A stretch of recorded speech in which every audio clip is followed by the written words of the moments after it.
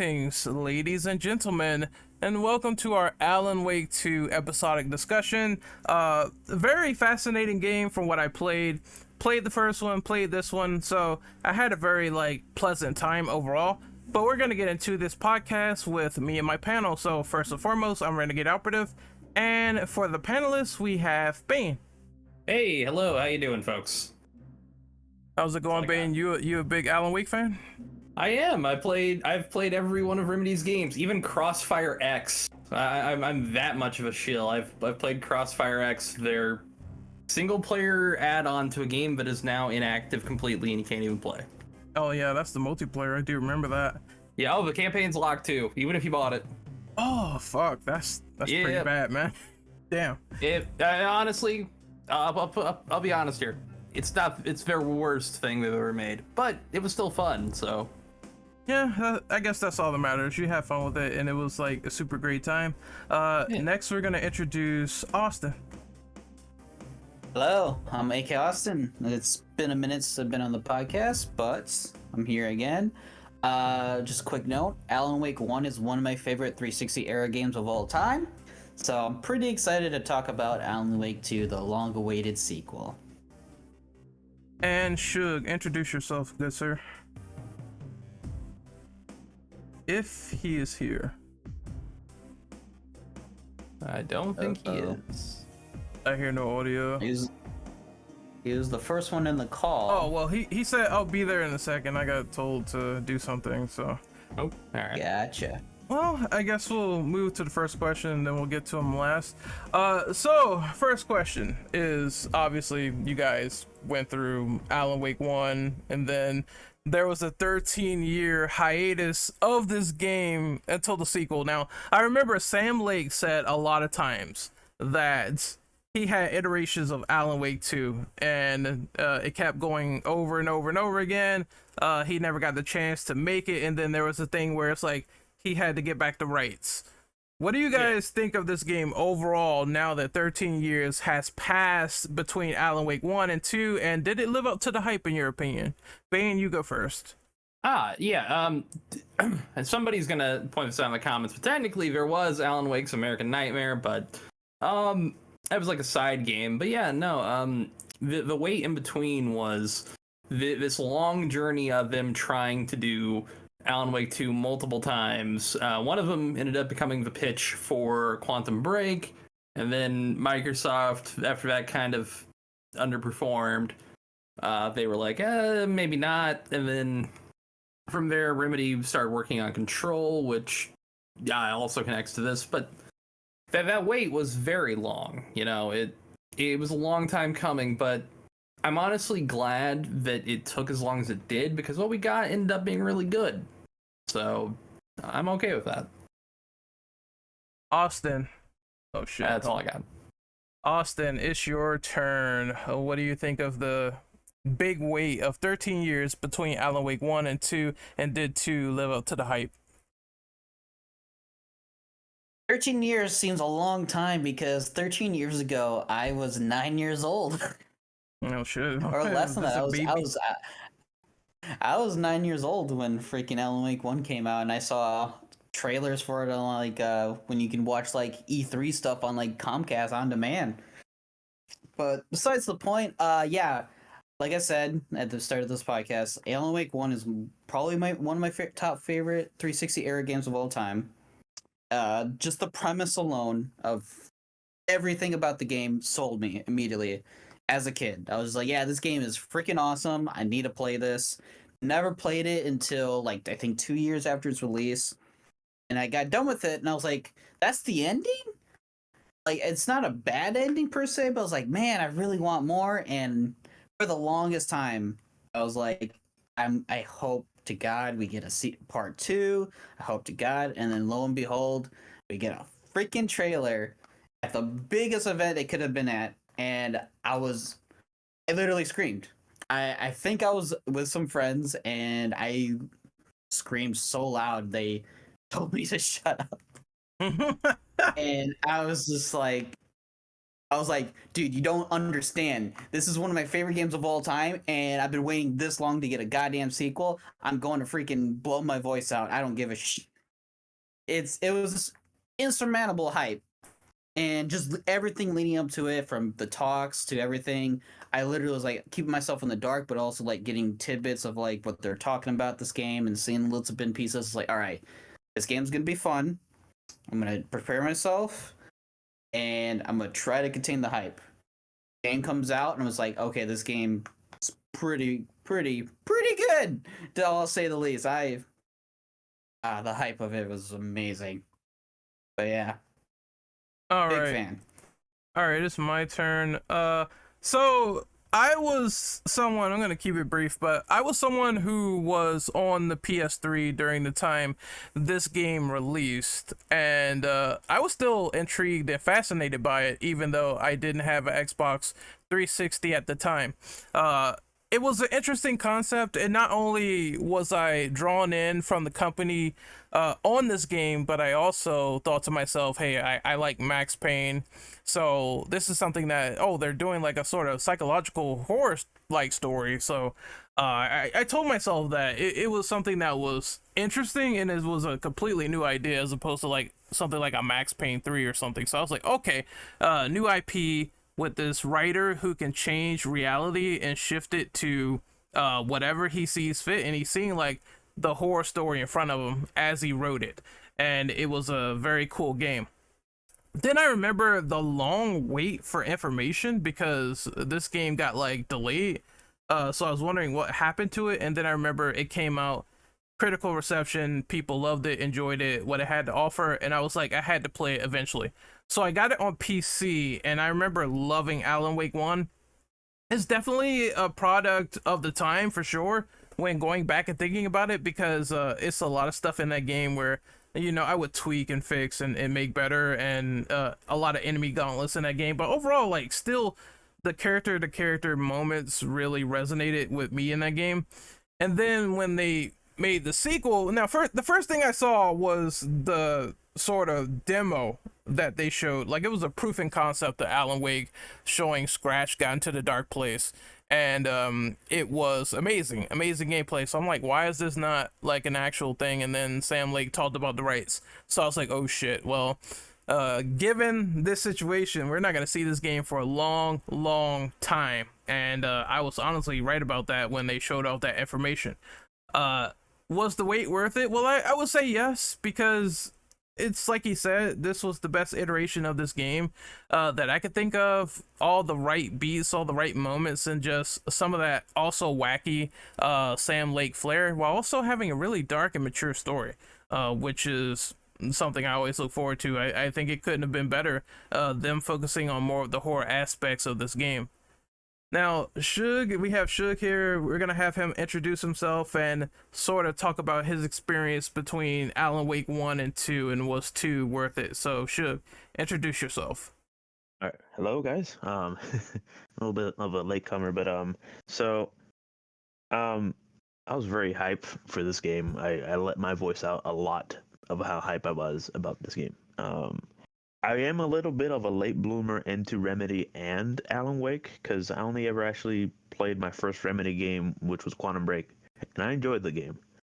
And I was like, I knew about Alan Wake and all that stuff. You know, it was a very popular game, but I just never had the chance because I thought of it as like a horror game, and it was gonna be fucking scary as hell. And I was like, it wasn't really too scary when I played it, and I enjoyed it. But I played for the first time, I want to say like maybe almost 7 years ago now, I want to say. And I enjoyed the game. I loved it, you know, and I was like, this game is just amazing. And I like how I just like how Alan plays in terms of how he narrates pretty much everything that's going on. So whenever the second game got announced, I was hyped. I was very excited. Then they said it was going to be like a survival horror, and I was like, oh, that's gonna be challenging, but I'm up for it. You know, I enjoyed the game.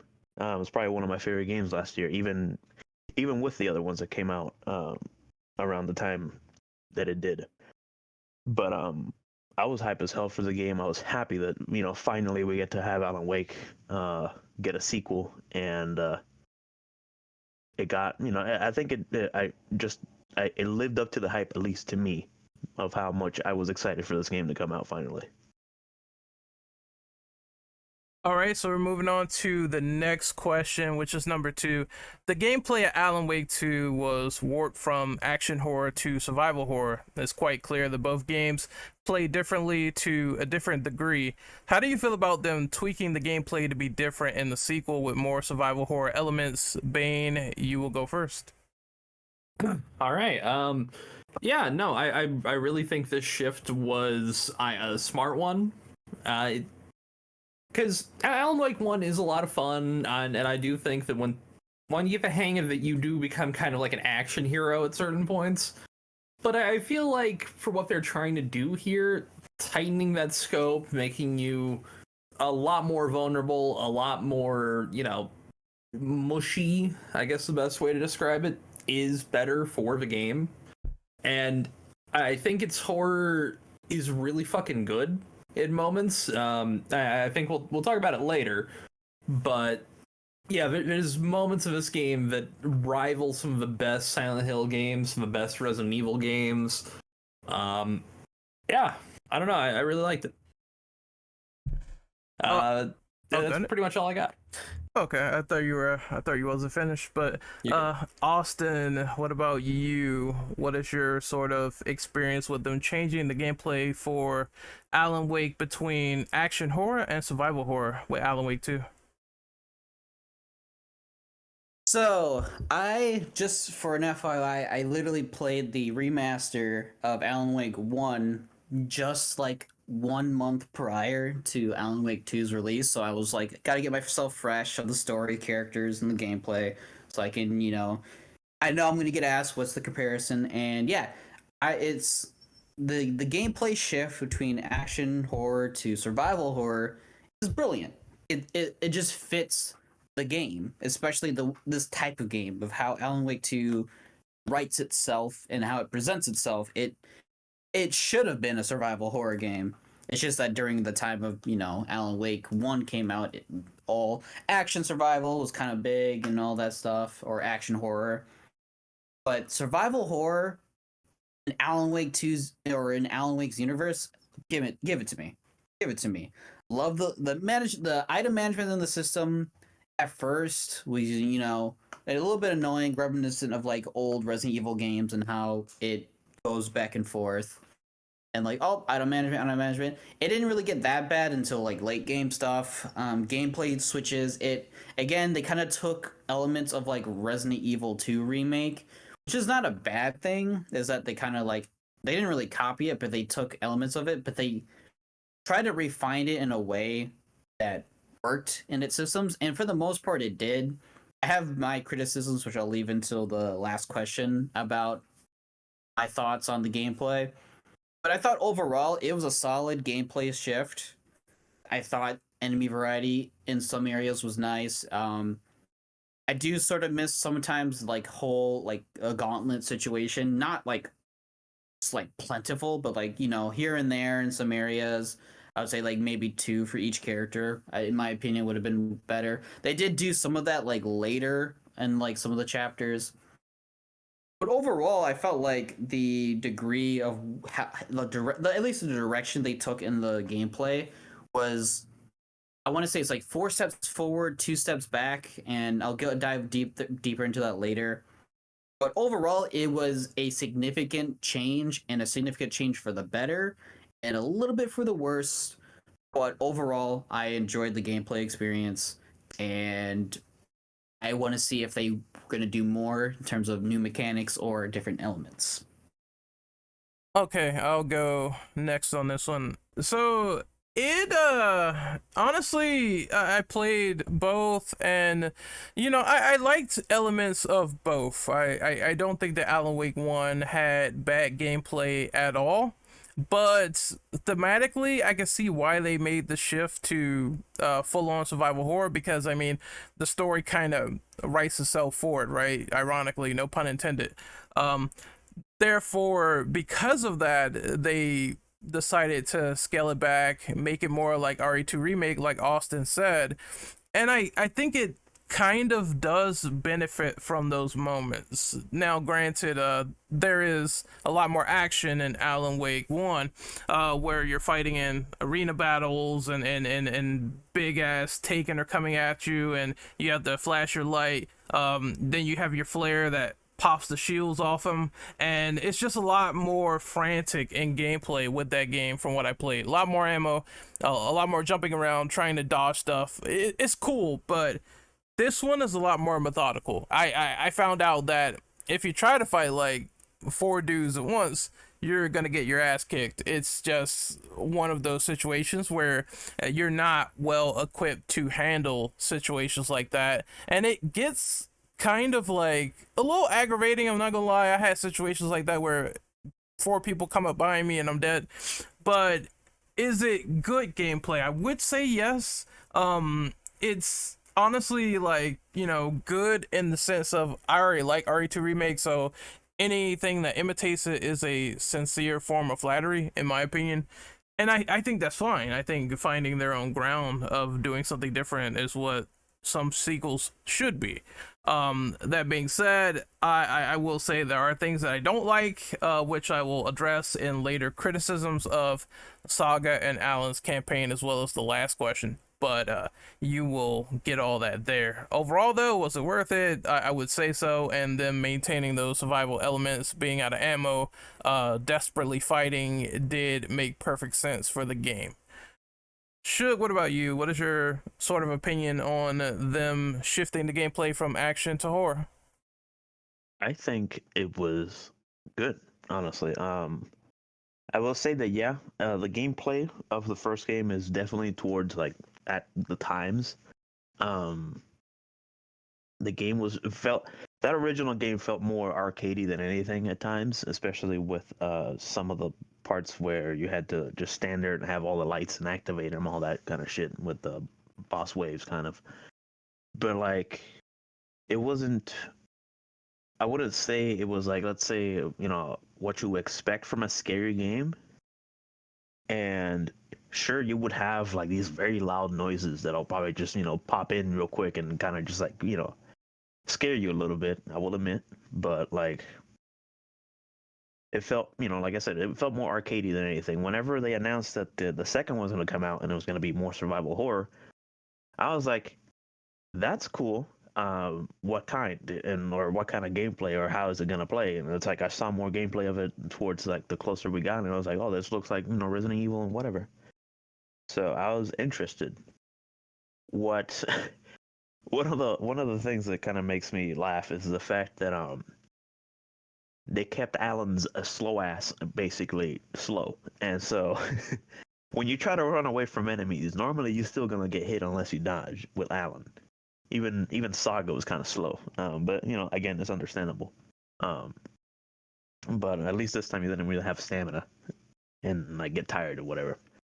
And when it came to like ammo, I will say that I struggled a lot more with ammo for Saga than I did Alan, and it happened a lot, and I would be just, you know, packed with flares with Alan, or just have, you know, the flare gun and flashbangs and some good amount of ammo with a shotgun and a pistol. When it came over to Saga, I would have maybe 6 or 7 bullets left for one gun, 2 bullets for the shotgun, and like three rounds left for a fucking rifle. So ammo was pretty much my biggest problem, and it was always an issue, but you know, it's nothing too bad. Again, it's a survival game, so you're expecting to actually struggle here to go through the levels. So I liked it. It was a lot more scarier for sure, especially with I think it was the scarier elements between them are pretty different, because with Alan you always have the shadows kind of just saying wake and popping up behind you. You never really know if they're, you know, if they're actual enemies or not. At times, sometimes I come too close to them and they hit me because I'm like, are you good or bad? With Saga, it was more of with Saga you get grouped up a lot. With Saga, it was a lot of just trying not to die in groups of 4. So hers was a lot more difficult with trying to deal with enemies. You have all the the jump scares that you get and like random instances going through like I want to say the old people home in Valhalla, which was probably my scariest moment for like later question, and it was fun. You know, it was like it was one of those things that the change was really good, and I think it was much more necessary than keeping it how it used to be. I think if it was kept the way it used to be, people wouldn't have liked the game that much.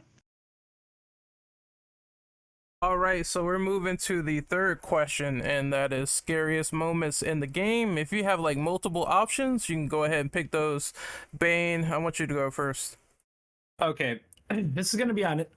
Fuck, sorry. I fucking took a drink before that. This is gonna be on everyone's list here, but it's probably when you're walking up to Cynthia and you get the jump scare, which I'll describe how I got that one my first time.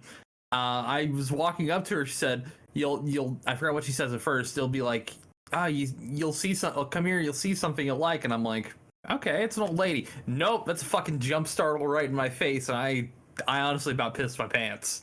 That was the first time a jump scare has gotten me in years, dude.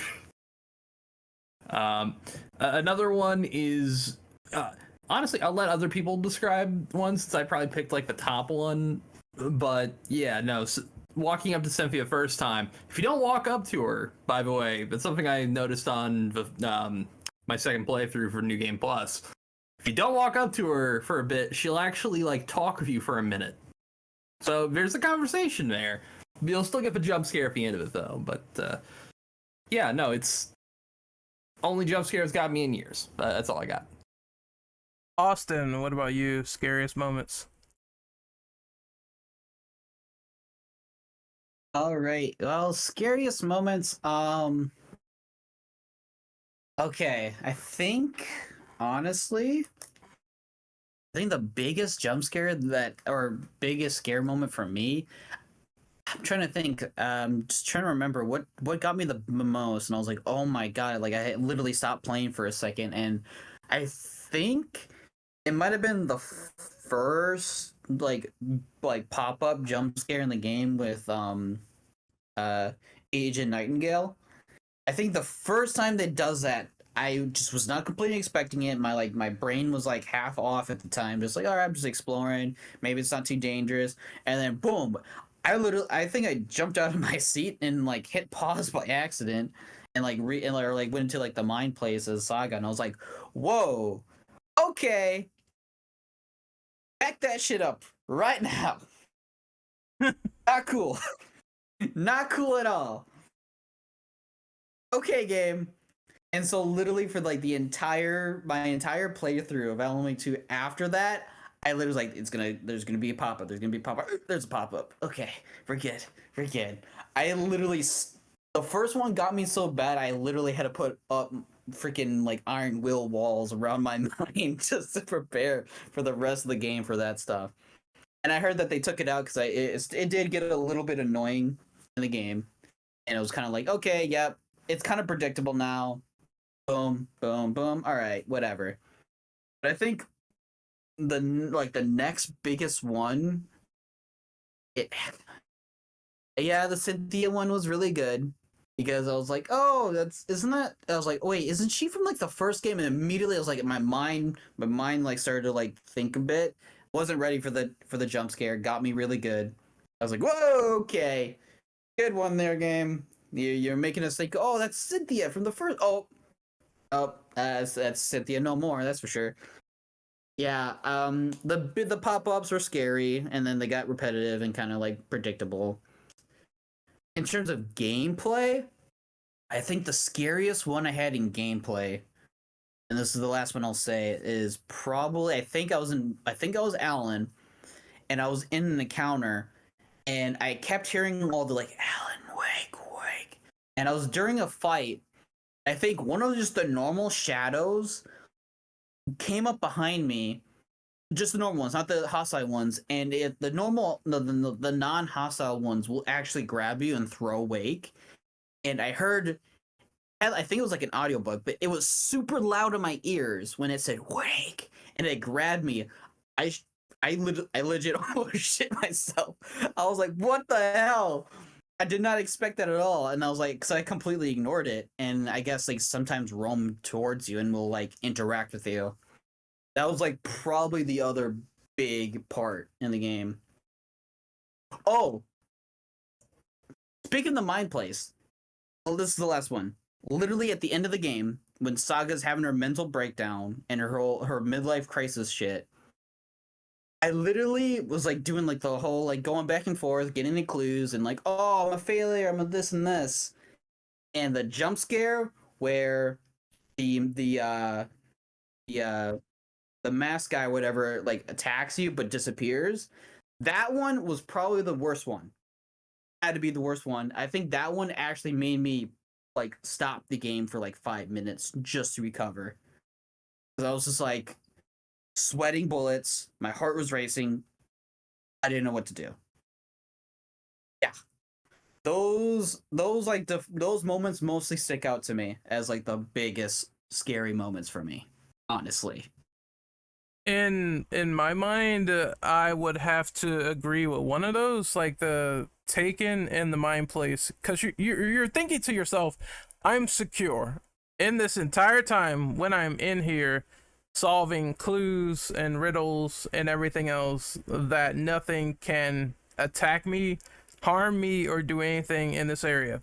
And I was sorely mistaken when I got to that part trying to solve the saga, you know, going through the breakdown and thinking that her daughter's dead, and the shadows and the picture of her daughter disappearing on the board. I'm thinking, okay, what the fuck is going on? So I'm like, I know in the dark place that it was getting progressively worse with symbols and everything and trash everywhere. And I think the most notable example was the baby bed showing, you know, whatever it was with Saga's child's room just on the side. And I'm like, okay, now her mind is all getting like just destroyed by this logic. And I was expecting something, and it still got me because I didn't know where it was coming from. As soon as I put that like final note on the wall and I saw the guy in the deer mask, I almost like fucking died. I'm like, okay, this is a little too much for me at the moment. I thought I was safe. Oh no, apparently not. And then another good jump scare was the infirmary ward. Seeing the top half, bottom half creature for the first time. I literally ran into that room and I saw it, and I was like, okay, I'm gonna just get the shadows of the wall. I didn't expect him to spawn. As soon as he spawned, he grabbed me, and I was just like, bro, what in fuck's name is this? Because you have a guy with like 3 arms, and then the bottom half is his head standing upwards, and he has 3 more arms. So I made a joke saying he looked like an octopus during my Let's Play, which was funny as fuck. But yeah, that thing got me good because when he popped out, I was not expecting it whatsoever. So those are like 2 of the biggest scares in my opinion. And I guess like the beginning with the Nightingale Flash, that also kind of got me really good. So that's like my top 3 scares so far. Shug, it's your turn. Scariest moments in this whole game. I'm gonna be honest with you. I didn't see any person popping in the mind place towards the end. I don't know. I probably did something wrong because I don't remember getting jump scared by anything there. Yeah, I don't know if it's random, but I know I just looked at my film.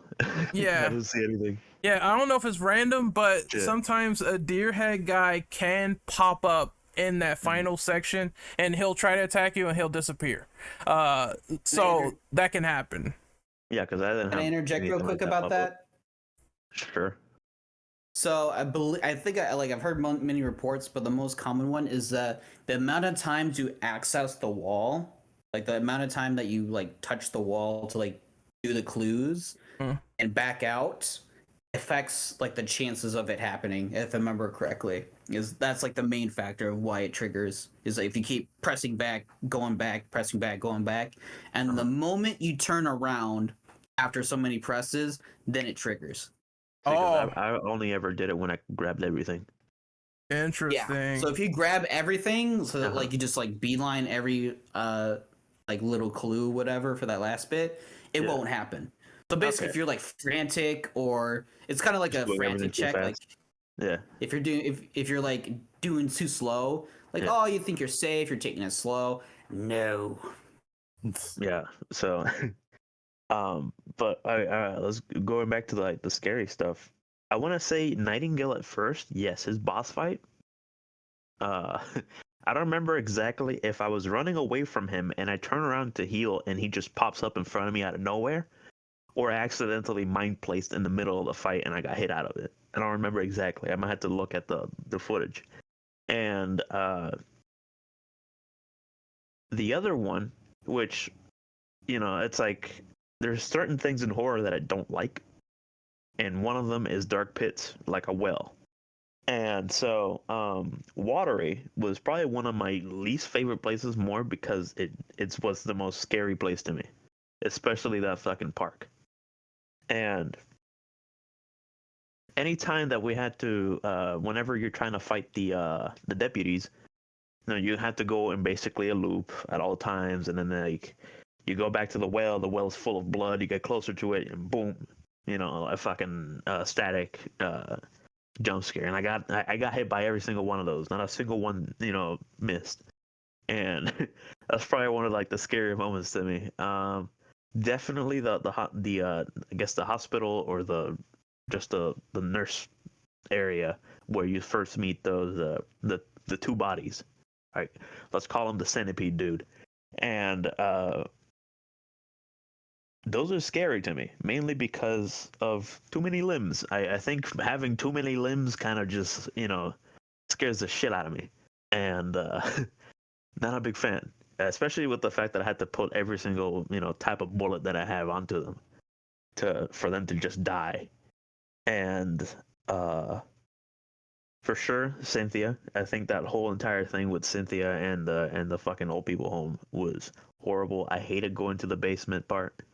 I think the basement was probably the most terrifying thing, even though nothing happens. What else? With Alan, the subway. I think the subway was a big scary chunk, mainly because of one of the areas where you had to like turn off all the lights and go through the shadows.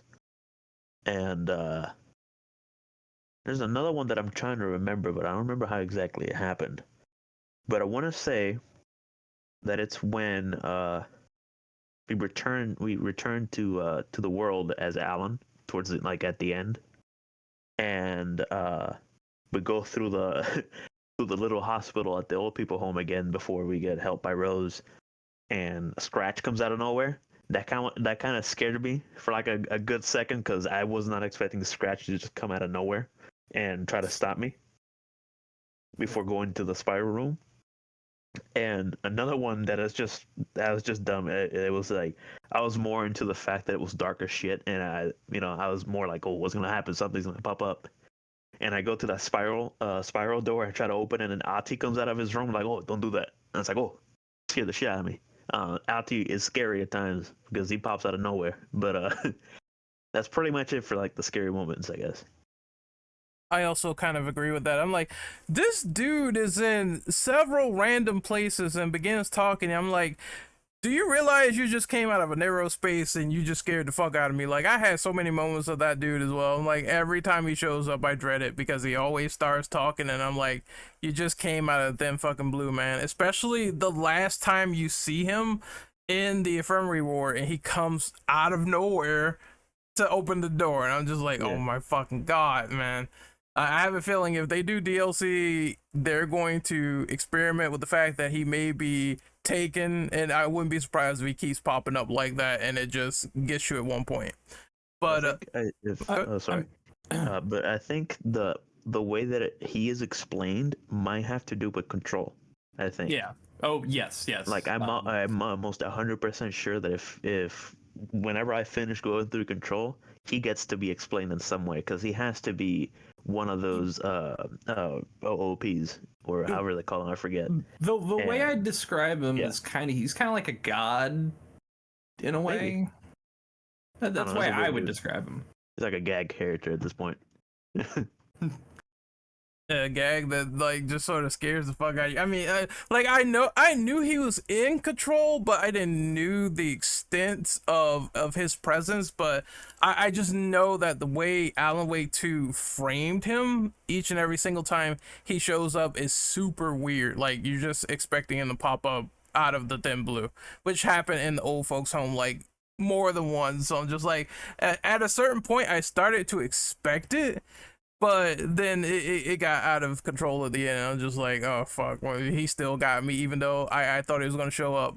But we're gonna move on to the next question. So instead of like just the scariest moments, what about the most exciting ones within the game, like stuff that got you hyped, whether in gameplay or presentation? And Bane, I'm gonna let you go first.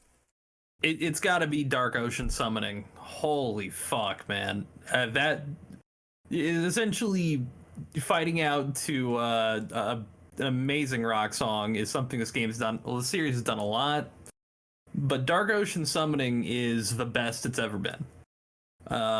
The concert in the first game is great. Even Herald of Darkness is great too. But Dark Ocean Summoning's fight, if that doesn't get you hype, you're already a fucking corpse. All right, your heart's not fucking beating. It's fucking great.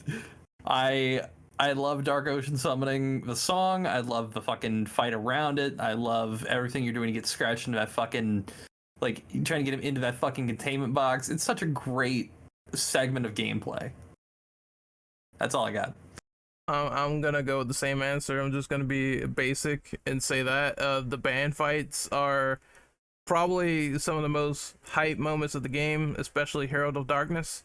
Just because it was one of those things too where it's like I didn't really see coming. I thought, oh, you got this like super dark game, but then you have Alan in the dark place, and it's just like, okay, now they're gonna play around a little bit. Now they're gonna get a little bit surreal and start being a little bit wacky. And I actually thought it was a nice pace breaker for all the stuff going on. Like, you have a really strong and mature story, and it's kind of like overwhelming in a sense. And now you have this funny little moment, and that's what I think Sam Lake does the most. Like, he gives you time to breathe in the middle of this. And I know it's not really like time to breathe in terms of like the gameplay, because you're still fighting all these goddamn Taken all over the place. There's like still dozens of them, but it's time to breathe in terms of like thematic and having fun with it. And I think that's what that particular section accomplished for me. It was really great, and I thought it was, it was really cool. Like, I know they had the band segment, Children of the Elder God, in the first one, and I'm kind of glad they brought that a little bit back and tried to say, hey, we're going to represent this in our own way with the gameplay, in a different way with a new song. And it's just fucking slaps so hard. I can't give that segment any more praise than it deserves, really. Next up is Austin. All right, so other than the obvious hype moments, this one was a personal one of mine, because again, this is going to go into the next couple of questions we're going to have about the campaigns. But after the whole big gauntlet fight, getting Scratch into the containment, and then switching back to Alan Wake for what feels like one last rodeo, and that's what it just gives you, that feeling. And when you get back to Deerfest, and the cutscene happens where Alan Wake is literally like lamenting like everything that's happened, that he screwed up, that he should have done this, that pretty lamenting all his mistakes and all his faults. And he gets out of the car, and they have the symbolism of the front cover of the first game with him holding the revolver and holding the flashlight. And then just one of the best lines from Alan Wake, and I was like, dude, I've been waiting for this whole game. I wish we had it sooner, but man, they set it up really nice. And he says like, fuck it, I'm gonna do this. And I was like, yes, that is Alan Wake to a T. He may be some like weirdo writer, but when it comes down to it, he is one of the most badass motherfuckers on the fucking planet. That dude was willing to go back in literal hell just to save and fix everything. Perfect. peak shit right there. I was literally like, yes, yes, yes. And I was like, whoo, that's how you set up a finale. That's how you set up technically a send off for a character. It's like, all right, everything's going to hell. Might as well just go in hell and fix it. Perfect. Loved it. I just, oh my god. That moment literally put Alan Wake 2 a little bit higher in my opinion and some of the aspects that I was disliking at the time, and I was like, all right, you got me good, game. You got me good with that one. You gave me that little bit of fan service, and I'm very happy for that you did. Yeah, that's like the biggest hype moment that I can think of at the moment. Maybe some other ones is like, getting the crossbow or getting like the hunting rifle. Hunting rifle being the best weapon in the first game, and you get it, and it's like, again, one of the best weapons in the game. You're like, okay, that's great. Like I said, the holdout with Saga and fighting Scratch is pretty cool. I think, yeah, honestly, that's other than like what people already said before. I think my personal favorite is literally a cutscene in the game, which is Alan Wake literally saying fuck it and goes to hell pretty much just to fix everything. Best moment right there. Also, that Deer Fest moment was crazy too, because I'm like, okay, these dudes got a bunch of knives out here, and they just start stabbing, and I'm like, okay, I got a bell, I gotta get out of here. It's like a small segment until the end game, but I thought it was done kind of well, because it's like really one of the rare moments where they introduce like a one-hit kill enemy, so it kind of got me the first time around. Not like exciting, but still shocking in a way, because I wasn't expecting it. But Shug, how about you? Favorite moments within the game? So I was one of those that by the time that whenever December came up, people already had done the Herald of Darkness thing, and I wasn't really too bothered about it. And I was like, okay, I'm always somewhat expecting a musical show with Remedy at this point, and so I didn't get to Herald of Darkness until I was like maybe 7 chapters in with Saga, so it took me a very long time to even get to the point of Herald of Darkness, and I was like, I need to switch over to Alan, basically. And I switched over, and literally the chapter that I was on was the Herald of Darkness. I'm a big fan of the Herald of Darkness just because it's like one of those weird moments where I just think any of the Mr. Door segments are probably one of those, like, it's like, I don't know if we could really call it exciting, but it's like one of those that I just like their interactions together. And just having the Herald of Darkness part come out and just have them all kind of just weirdly interact with each other in a musical number is fucking hilarious. Dark Ocean Summoning, of course. I love the old dudes. They're probably one of my favorite characters from the first game, and I personally will not say that is my favorite part, mainly because I was just struggling the whole fight. I ain't gonna lie to you. It was a struggle fest for me, so I couldn't even focus on the music. I was just trying to live. I had like 10 rocket flares on me, and I just used those to survive. So like the song, not a single lick of attention I gave it. But the part whenever towards the end where Alan's gonna go back into the dark place with the flash and all that stuff, I was hype as hell too, because I was like, yeah, he's stepping the fuck up, and I just love the iconic shot with the flashlight. I love that part. I I don't think anything else is really hype besides the reveal of Alan being Scratch whenever he's in the jail cell. I think that part was like, an oh shit moment, basically, of he's been here the whole time, and I was like maybe guessing that it might have been the wrong Alan that we brought back, and then later on it gets kind of explained that he, the Dark or Scratch took over him at some point because he just let him. So I was more hype of the fact that he's just, he just pop out of nowhere, and you don't really expect it to be actually Scratch there the whole time. So I think just around those are like my favorite moments, I would say, in terms of excitement. All right, so we're moving on to the two gameplay characters. and their scenarios, what do you think about Saga Anderson's scenario in Alan Wake 2 in terms of just, general concepts, ideas, whether it's like story, gameplay, anything at all? Bane, you were the first to go.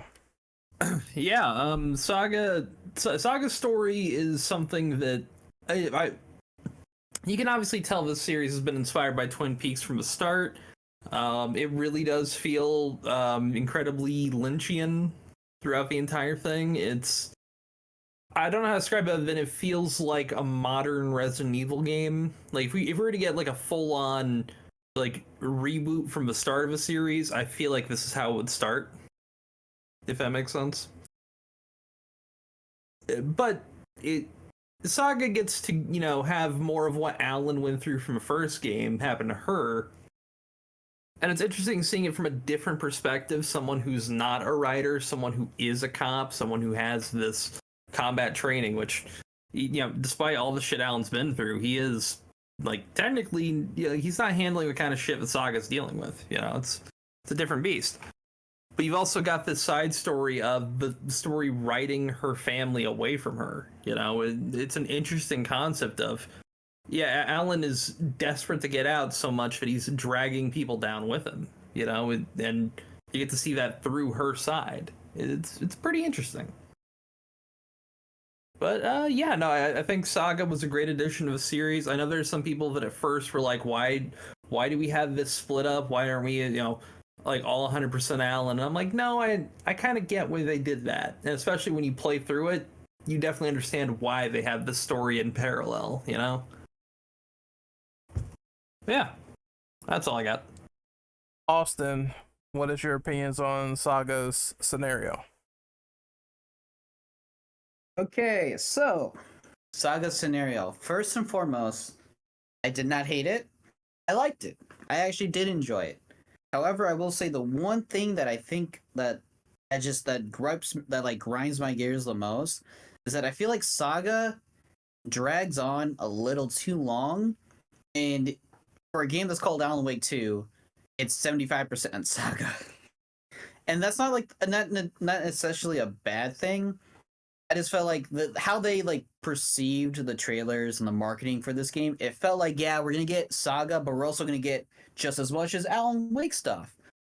And when you play Saga, it's funny because if this is sort of going to the Alan Wake scenario, but if you compare the two, Saga's more of an actual adventure game. Hers is more of like an adventure game where you kind of like an adventure open world game half the time. I guess that's where a lot of the quote unquote padding comes in. Like I said, I did not hate her campaign or her side of the campaign. I did not. I actually did enjoy lots of it. I just felt like it dragged on in some parts. I felt like it shouldn't have been, majority of the game should not have been her. Because it got to the point where she had some weird character moments to where I was like, okay, why are they taking her in this direction? And then they kind of subvert those expectations at near the end to where okay, it's like they're breaking the fourth wall here. They know that she's acting a little weird. She's acting stupider than she should be because she's supposed to be this really good detective, this very good agent, and now she's starting to screw up here and there. That doesn't make sense. And then they're like, oh yeah, we understand why people feel this way. It's literally at the end, near the end of the game. She's even explaining to herself, yeah, why am I messing up? Why am I doing this? I'm like, okay, thank God that they actually know some of the weird stuff that goes on. It's all intentional. Good. That kind of saves the character for me quite a bit. Because I was like, Saga, okay, Saga starts off very nice. I actually dig her style. She's a little more aggressive than I thought she was going to be. But then I kind of mellowed out and was like, all right, she's cool. Her gameplay is great. I think she gets majority of the weapons. That's because she's 75% of the game. So she gets nearly twice as many weapons as Alan does. And she gets some of the most fun weapons in the game, unfortunately. But I was having fun just switching between crossbow to hunting rifle to pistol to shotgun. It was a great time. I think overall, I would say out of the entire campaign, I think 85% of it I actually really enjoyed, and then 15% I felt could have been either cut or done differently. than just tacked on, to my opinion. But overall, I like Saga as a character. I feel like we should try to move away from her and try to focus maybe on, I don't know, like a different character, like maybe Artie or somebody else, somebody who maybe even a new character that might be interesting to have. I'm, in my personal opinion, I'm a little bit over Saga, and I feel like we should move on to either somebody else. That's my opinion, though. All right, my opinion on Saga. Well, it feels like her campaign is a lot more of a methodical, slow burn adventure, where it's like, once again, dense woods, dense areas, large, like, sort of townscapes where you're going around, and the incentive is to, you know, explore and also get nursery rhymes and other stuff in the environment, to do all this wide array of crazy shit within the game. And I do dig that. I understand that it's a bit more of a wide linear premise than what you're normally used to for some of these games like this. But it was fun. It was fun going around exploring, figuring out, like, putting the pieces together within the game, because her perspective is detective and Alan Wake is writer, so he already knows, like, half the shit he's plotting and trying to get through the dark place as quick as possible. At the same time, I did not like how they handled a lot of stuff with the profiling. I feel, especially during the end, where you're trying to solve the plot board, get all the clues, and it just kind of overstays as welcome. Like, you're constantly trying to put stuff on the plot board over and over and over again. And I felt like maybe I said this in the playthrough, I felt like maybe that segment could have been trimmed down to like maybe 5 more minutes, and it would have had the same effect of, oh, now she's going insane, berserk, crazy, and everything doesn't make sense, whereas it didn't need to drag on for like 5 more minutes. That's the first thing that I did not like, is some profiling aspects kind of drag out a little bit. And now I get why they did this. She is a detective. It makes sense for the theme, but at the same time, I also felt like, you know, the game tried to stick it on the clues, and I was already like well ahead of them. It's like, oh, I forgot to read like one note, even though I had a key item in order to progress through the door. Then I had moments where it's like, okay, I have the key item, I can get through here. Oh, I need to read the clue in order to figure it out in full, because the game would not let me progress to go forward. I had like several moments like that, and I'm just like, all right. The thing I like more about RE is that if you already figured it out, you don't need things like the mind place in order to get through a certain door or a certain level. You could just sort of go through it because you have the item. I felt that way with finding the stuff in Scratch's like cell. I was like, I have everything I need, every singular thing to go through with this, but I needed one piece of paper in order to progress, and I found that to be a little bit annoying. Other than that, she has the most guns, the most enemies, the most bosses. It's like they gave her all the keys of the kingdom. And this will kind of bleed into why there's criticisms with Alan Wake's campaign, because there's not enough that they gave him as opposed to giving him stuff that Saga had. It should have felt like 2 separate and distinct campaigns, where one person, if you play with them, you get like at least 100% of the game through and through, and you might get some intersections here where their story intertwines. And that's it. Like, RE2 did it, so I don't see why this game didn't. But I also understand, again, they're trying to make this their own thing and make it completely different, so I can cut them some slack for that. But I do have ups and downs with it. Overall, it was good, but some stuff just overstays its welcome.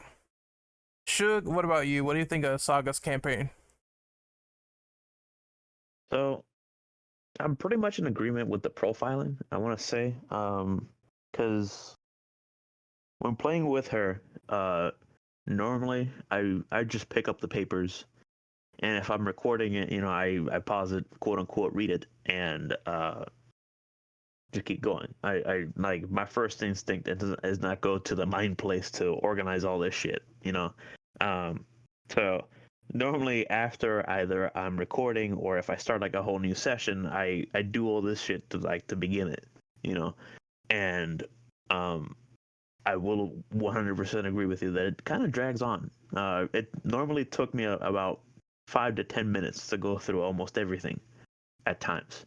Um, I would say the profiling, I think it takes a little bit too long normally, especially towards, I want to say, towards the last couple of profilings that you had to do, especially with the alternate saga, where you have like maybe 8 prompts or so. And it's like, you're kind of, doing a little bit too much here. We get that uh, she's having conflicts mainly because of how she's being written inside, the dark place and whatever. So you kind of already understand it, but it kind of keeps making you keep asking the fucking profile. Um, the only times I think that didn't really bother me was whenever you're gonna have to fight a boss and you have to profile them to kind of figure out where they're at or figure out how to get to them. That's probably the only times that I actually liked it. Um, but at times it doesn't really like I just didn't was not a big fan of it. I understand that she's a detective and all that, and it was just I don't know. It just took too long at times, and it was just like me sitting there listening, and I'm more like I want to jump back in there and keep going. Um, with Alan, you don't really get it too much, but that's the next question. So weapons wise, I honestly I hated the crossbow, so I got rid of that shit as quick as I could. Um, Mainly because I died like 3 times with it, so kind of just gave up even trying to use it. Um, I just want to say that I think my biggest problem with her was the fact that I barely ever had any ammo. Like I think more of the struggle was combat wise to me. Um, Story wise, she didn't really bother me too much. I think I see it as more of it's a mother that suddenly out of nowhere finds out that her life is completely changed. To when she got there. And you kind of like I'm sure you probably don't really resonate much with it because you don't probably have a family or anything like that, so you're kind of just like I don't really give a shit about your kid. But I kind of just understood her a little bit. It's like I understand why you're going insane, always calling and whatever, and trying to figure out what's going on.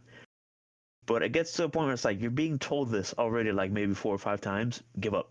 Like what's happening.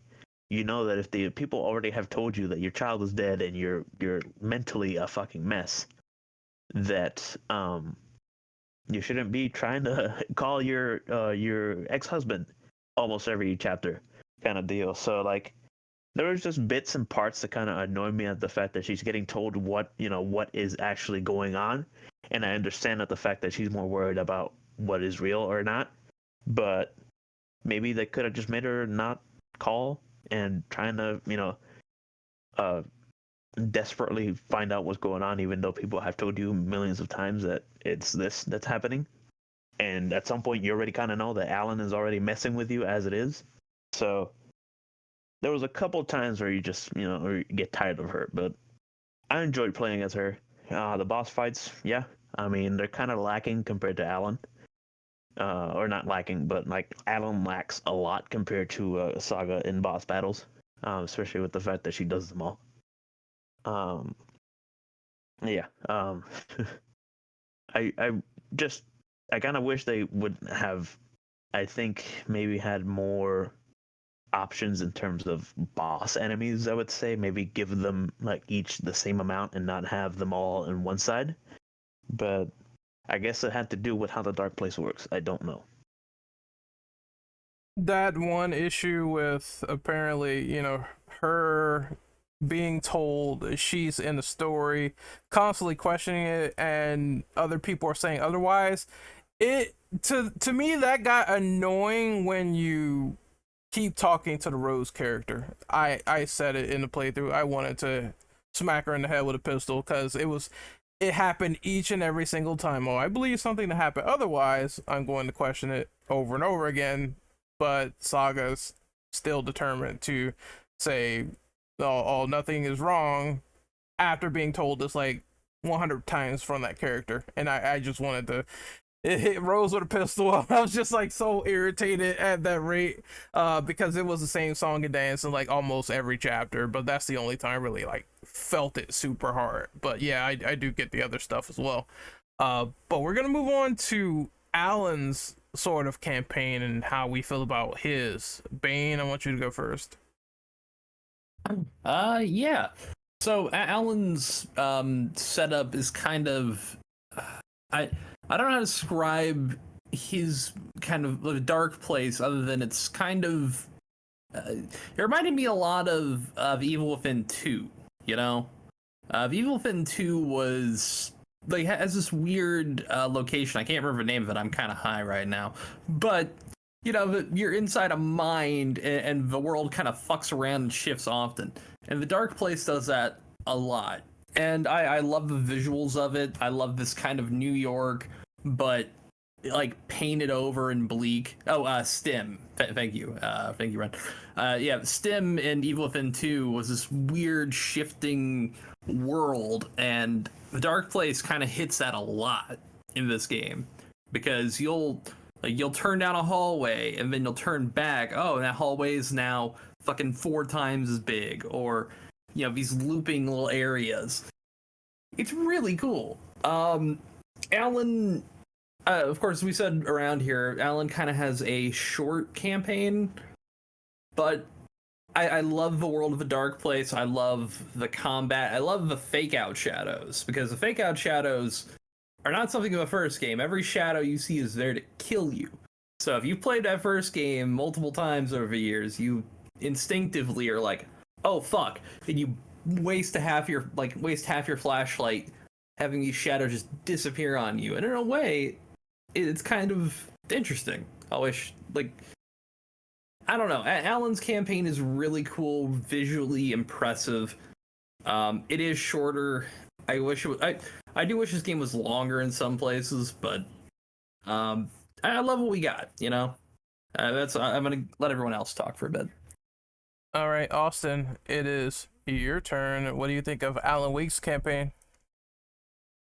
So, like I said before, Saga is like 75% of the game, and so Alan's 25% of the game. That 25% of the game is literally what I wanted for the entirety of this game. As much as like I did enjoy Sagas, I rather prefer a full Alan-sided game, because this is just Evil Within 2, but better. This is just Evil Within 2, but I actually enjoy exploring the world more. I'm not gonna lie. It literally had some of the it had what Evil Within 2 had, which is creative level design, but it did not overstay its welcome. It had creative puzzles. It literally was like the true survival horror experience I was hoping for to get in Alan Wake 2 for majority of the game. Fortunately, we did not get that, but it still was enjoyable overall. Alan Wake's side is short but sweet. He has literally some of the most broken upgrade paths and some of the most broken like synergies of abilities and weapons, which is the revolver. Again, the revolver being like the best weapon in the game, which is you can have your last shot nearly pretty much do double damage. You can do almost like 50% more damage up close with that shot. You can get a refund of that bullet, 15% chance at max level. And it's like, yeah, Alan Wake literally has like the more fun aspect of the game in terms of abilities. He does not have the best weapons in the game. You know, like he does get the flare gun, which is amazing. He has the revolver, which is arguably the best weapon in the game, other than like the hunting rifle or the crossbow, if you know how to use it.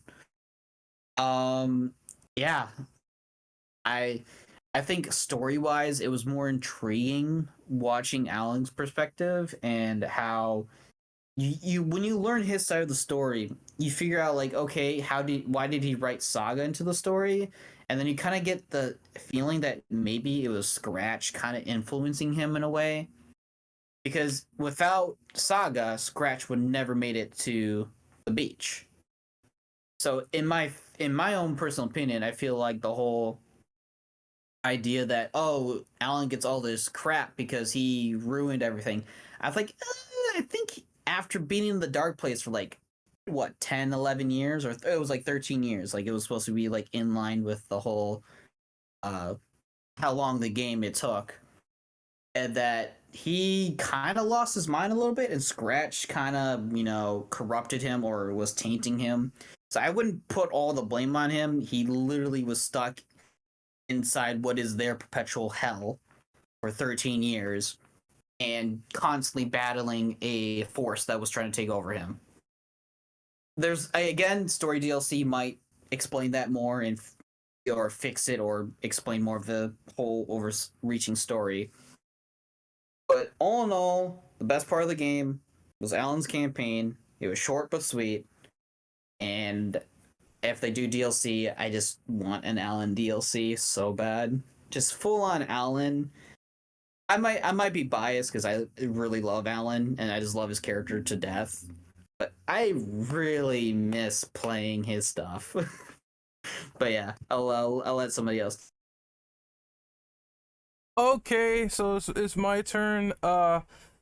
I enjoyed Alan's campaign. I feel as though the thing with this campaign that's cool is this otherworldly dark presence within the campaign, and how, shadows aren't real, shadows are real, you never know. It's a sense of what I would like to call a lot of misdirections in his campaign, which makes it very interesting. You never know what's around the corner, what's going to happen, and honestly, being in that world at least was really, really good, because you never know what was going on in the twisted and corrupt version of New York. That being said, it really blows to say that it is true. The shortcomings of his campaign is the ones where, of course, he doesn't get as many weapons, he doesn't get as many segments, and he doesn't get as many bosses compared to Saga. The moments that he does have is still pretty good, and I would say his profiling section is a lot more better because you're writing in events that occur, whether it's like getting clues from a crime scene and what he sees. It's very easier to do, so you just swap the numbers or the letters and it changes the entire scene, and you might get like a variant of said scene, which makes the gameplay interesting, a lot more interesting when you change it up and you see there might be blood or a trail of like dead bodies or ways to open certain doors. It makes you think environmentally, and that's one of the better parts of that gameplay, is where you're thinking environmentally, where to go, what to do, and what will spawn in the process. Because when you change those like letters, there is enemies sometimes there. I think it happened the most in the theater, where Scratch is like, you get the notion that he's the devil. When you change those words, like near the entrance, there is dark place enemies all over the place, and I'm just like, oh my fucking god, this is absolute insanity. But it really works within the context of the game, and it's an idea that I hope they constantly do in the DLC. Honestly, at this rate, just make both DLCs focused on Alan, and I think that's like fair enough, right? At the same time, you have the dancing segment, the more sort of trippy spiraling sections where you're not sure what's real is real. I think it was cool they did loops where you're thinking, okay, I go through this door and I go straight and everything's fine, but no, you're in the same room again, but they may change it a little bit. That happened when you're trying to discover how to get out of the movie theater section, and Casey's like in the chair tied up, but he's saying he's Sam Lake, and I thought that shit was really fourth wall breaking insane. I'm like, okay, now it's like, oh, I'm the innocent Sam Lake. I'm not the one that's behind this story whatsoever. Oh, you're gonna kill me with this knife? Well, I'm gonna disappear. And then it makes you go, what the fuck is going on? So I really enjoyed the mindfuckery of playing with Alan Wake, and some of the sections, even though minuscule, is still some of the best segments of the game. I just wish it was more of it, which is my criticism of that section. Now we're gonna go with Shug on this question. What do you think of the Alan Wake portions of the game? So one of the things that I love about Alan is his narration. It's probably one of those things that actually kind of just keeps me focused a lot more and more interested in the story. And it's one of those things that Saga didn't really do, or do much of. and I don't know. I just kind of enjoy his voice. I think his voice narrating stuff that's happening is probably one of the coolest things ever. Especially whenever in the first game he did it a lot more. But when it comes to story, I think his story was much more interesting because of the twists and turns that you really discover throughout the game, especially with Zane. And I found it hilarious that two of the same person inside one room was playing different people was hilarious to me. And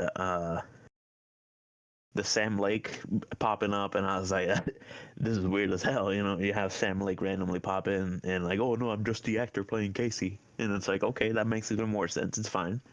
Um, uh, but I think my favorite parts with Alan would probably be those interactions that he had with Mr. Door, especially the last one, where you can see the Door kind of has something against Alan, especially with the fact that he says, "Oh, you're messing with a loved one out there," and I don't like that kind of deal. And I was like, I kind of just like put two and two together, and I was like, wait, is Dor Saga's dad in some way, and he found himself inside the dark place at the same time with Alan, and might he have been a victim of an earlier interaction of the dark place with Zane when Zane had his shit happen. So like I kind of just started trying to figure out what they would do with that, and in some way maybe insert it into a DLC kind of deal. But yeah, like his thing, the weapons. Weapons. I honestly only ever really used the fucking shotgun and the pistol and the flare gun. Nothing really too too different. I didn't really normally use too many of the guns, mainly because I don't want to have clutter in my inventory. So 3 guns is enough. Um, but I will say that I did get an abundance of a lot of like ammo and other things. Where I think for both, it's just that I mainly didn't really use them a lot, especially with the. I think the charms for Saga were kind of a bit overwhelming. So that was like one of my complaints of her. But going back to Alan, his words of power, I think they're pretty interesting, especially some of them where you'll find another word of power and you get 100% health. So I upgraded the fuck out of that one pretty quick. The fake shadows, I always shot first. At first. Whenever whenever you first start playing as Alan, I always shot them motherfuckers. I wasted the battery and everything because they would spook the shit out of me. I never actually expected them to be, some fake ones and some real ones at a time. His interactions with what's his name? Sheriff Baker. I called him the Iceman because it's Iceman, and I just liked how they both kind of interacted in some way. I was like, oh yeah, I remember you because I investigated all your stuff from way back then before I became a sheriff or whatever, or I heard from my sister or cousin or whatever. So, I just like that his little interactions with different kinds of characters. The way that he can make the story change in specific areas of a room, and having to communicate with somebody to actually tell you or explain you to what happened, or having to do those I forget what they're called whenever the visions that you align to have the Casey stuff pulled up. And I like how Casey popped in real quick towards the beginning and got fucking mauled. So I just like the randomness of how everything kind of worked out with Alan's story. You never really know what to expect. You don't really expect some of these characters to pop in or be helpful in some way, because like you have the sheriff, which he was pretty much almost in every single type of area that you would discover, and he'll be like, "Hey, I have some stashes around. Look them up." And then like the board with him investigating Door, and you kind of figure out how what happened with him, and you kind of just put things together when you discover some of these things around. But I think out of all those interactions, the stuff with Alice, I think, was very interesting because of the fact that she was kind of still looking for him or trying to forget about him, but the dark place didn't allow it, and she was getting tormented. and that kind of like I don't know for sure if she's actually dead or not at this point, and made Alan just completely lose his mind and give up, and that's how Scratch took over. So yeah, I just like how his story played out more, mainly because I don't know, I just like it was more random, and with Saga it was more just a lot of just go here and do this and there you go. But yeah, like I think I thoroughly enjoyed more of Alan, mainly just because I have, of course, favoritism, but I didn't really hate Saga that much. So I'm okay with both. I was fine with it. All right, we're gonna move on to some speculation about the story and the ending in the two DLCs. So we naturally know that they have two story DLCs planned. What was your interpretation of the ending and the story, and how will you think it will lead into that? And I'm gonna go with Bane first. Yeah. Well, one thing I do want to describe the descriptions of a DLC, if that's okay, real quick. Sure. So for the first one, it's titled Night Springs, and the official description is Visions and dreams. Fictions is written and coming true. Fiction collapses and remains just words on a page. These are stories in Night Springs. Play as several familiar characters of a world of Alan Wake and experience the inexplicable in multiple self-contained episodes of Night Springs, a fictional TV show set in the world of Alan Wake. And then Expansion 2, Lake House, the description is, the Lake House is a mysterious facility situated on the shores of Cauldron Lake, set up by an independent government organization to conduct secret research until something goes wrong. Now, my speculation is, Night Spring, there's a lot of people currently in the Dark Place, right? We know of Breaker, we know of the Andersons, we know of Mr. Dorr, we know of Tom Zane, we know of Casper Darling. All of these people are in the Dark Place right now. My theory is Night Springs is to get at least some of them out of the Dark Place. That's my theory on the DLC there.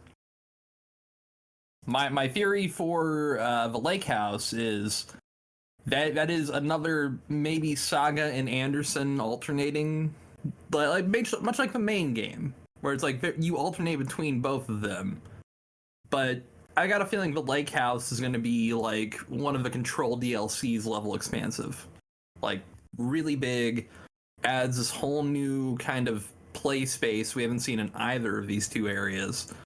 Like either Dark Place or goddamn, I just drew up like Bright Falls. So you might see an entirely different kind of gameplay in both of these chapters. That's my speculation. I think everything's coming from a final draft, which we'll talk about later. But like that would explain so much of where certain characters are by the end of the story. That's my take. What about you, Austin? What is your sort of analysis and interpretations on what the DLCs will be? So, I didn't really know much or heard much about the DLCs that were kind of like leaked and kind of like, described just as how Bane was talking about. So, just to get like my rough thoughts on everything. So, Night Springs definitely sounds like an Alan Wake, sort of, especially since it's like the characters of Alan Wake like in this like DLC, and you'll be playing them or interacting with them or whatever.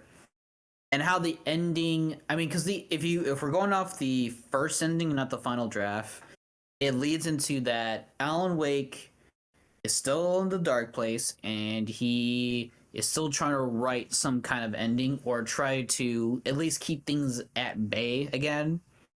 Don't know if that's gonna last for long, so these DLCs might go into that mentality, like, oh, it's not a loop, it's a spiral. And that's what I thought going into the final draft, like, oh, it's a spiral, so yada yada.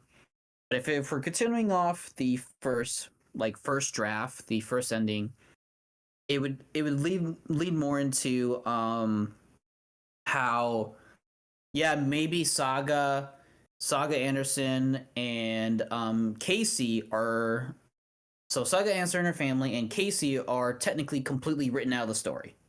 It seems to me that they're written out of the story. They're safe, quote unquote safe, from the Dark Place and quote unquote Scratch. That means the loose ends for Alan Wake to deal with is if we're gonna do the Night Springs DLC, like what Bane said, probably help or get people out of the Dark Place because they don't deserve to be there. If I had to assume, maybe Night Springs also gives us more of like door lore. Door lore. More in the sense that gives us just more context, whose door, maybe doors this. Get like Tim out of there, get both the old guards of Asgard out of there. That to me that sounds the most plausible like case for the DLC, for the Lighthouse DLC or whatever. I can agree it might be a Saga because I'd be like that sounds like maybe that's like the outside world kind of DLC. I don't know. That one I can't really go too deep because that's just more of a vague idea I got in my head. But I hope both DLCs at least have Alan to some degree. Preferably more than half of the DLCs is Alan Wake, but that's just me. So yeah, I could be a little bit more on the fence that it seems like Night Springs is going to be more of an Alan focus one. So. And then the Lighthouse, I wouldn't be surprised if it was a Saga DLC. But we'll see. Yeah, my opinion is, and I'm gonna make this real quick, is I kind of will go with you guys, where it seems like Night Springs is the one that focuses a lot more on the dark presence and the dark place and all of these people. It sounds like multiple playable characters in this reoccurring place of I'm stuck here, I can't get out. I think the story is going to correlate around that and also probably offer up some explaining, because in the story, from what I noticed, they're heavily implying that not only that the old gods, like they went in front of us in the lake and they went to the dark place, they disappeared into there and I saw them. There's also the fact that Warland Door is apparently quote unquote related to Saga, and I'm not sure if they're going to delve into those details, but apparently he can also step in between the real world and the dark place whenever the fuck he wants. So I'm imagining that's going to be a little bit more explained as time goes on in that DLC with their relations and what these people are doing and how him and, you know, the stuff with Breaker saying, oh, I see him in my dreams, that needs to be described, because it's dialogue I caught, it's dialogue that I have fresh on my mind and in my notes, but at the same time, it's just like not really further explained in certain places. So I guess they can talk about Breaker and all the other people that are stuck in between the dark place. Go ahead, Bane. Oh, I will say this. For those who don't know, there is a lot of connection between Door and Breaker and a few other characters to Quantum Break, and that's kind of something I just wanted to bring up in the sense of, you know, in that game there is a lot of ties to essentially correcting timelines and all, and I think some of that will connect in later for the DLC, because there's a lot of nods between Breaker being the character Jack Joyce from Quantum Break, Martin Hatch being Mr. Door. There are a lot of parallels that I think they may reference in that is something I want people to remember. Just something I wanted to bring up real quick. Sorry. Oh, no problem. Then there is, I would assume they're gonna tease Wake and the Spiral. I mean, at this point with the original ending, they kind of have to talk about that, or at least set that up for the next game. I know in detail we're not going to get the rest of that until Control 2, especially the culmination in the lighthouse. But for the first part with Night Springs, I would imagine that they're going to talk about how Wake needs to not destroy himself or entities like him, like Scratch, to try to rise from the dark place. Alice talked about him ascending, and to find out the means of that, I guess, means embodying the light, because she said he has like two choices.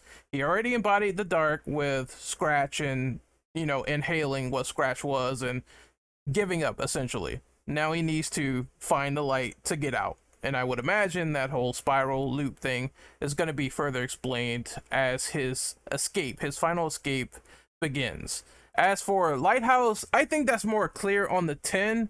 They're telling us essentially federal outbreak gone wrong, and I think this is going to focus on the Federal Bureau of Control. It's no other way that I think this is something else. It's definitely going to be those people, Estevez, Casey. You're going to be dealing with those people and how they deal with AWEs, which is, to me, that's interpreted as outbreaks of the dark presence all around the state of, the US or anywhere of that matter, and how they sort of handle it. And I think this outbreak is going to handle itself on this facility that they're talking about right here. Which is going to lead to some control tie-ins. There's going to be a lot of those. I would not be surprised if you see Fadden in this DLC, which, I mean, you're obviously probably going to get a hint here or there. I mean, it makes sense if she was in the AWE Control DLC and being the main character and all that, and you have Alan Wake, she's probably going to be in this one, and you see some background story with her and how they're trying to handle this situation before this whole facility plummets and goes to shit. So that's what I think of those DLCs and how they'll be handled into each other. It could be some curveballs, but yeah, there is still lingering lore and stuff they need to explain behind that.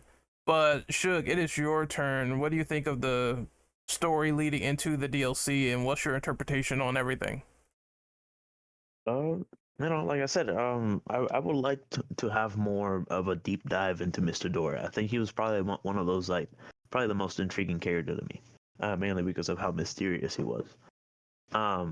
I would love to see more connections towards the other games. I'd probably lose it if, just for the shits and giggles, Jack Joyce pops up in a DLC at some point, the actor is a twin, so he could have his brother play him basically. So it doesn't really hinder anything like that. But I would just like to have, maybe if it has, one of the DLCs has to do with the FBC, I would see how.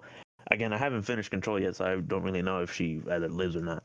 But I would love to see Jesse, pop up, and maybe Dylan if he's alive too. And see how Faden just deals with all the shit there, because since she's the director, I guess. And just seeing how they would work out trying to take these people out of there. But